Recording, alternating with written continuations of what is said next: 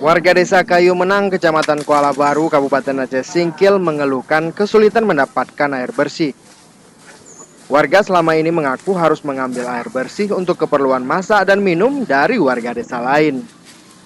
Menurut warga, air sumur milik mereka tidak dapat dijadikan sebagai air minum karena asin dan mengeluarkan bau.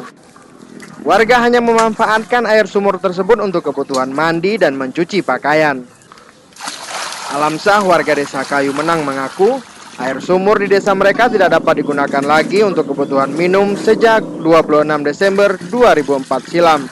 Akibat gempa, permukaan tanah di desa mereka terjadi penurunan. Nggak bisa dimasakkan sama nasi, sama air teh, air kopi karena ada lagangnya. Kalau lagang, kalau bahasa kami di sini asin, asin itu lagang.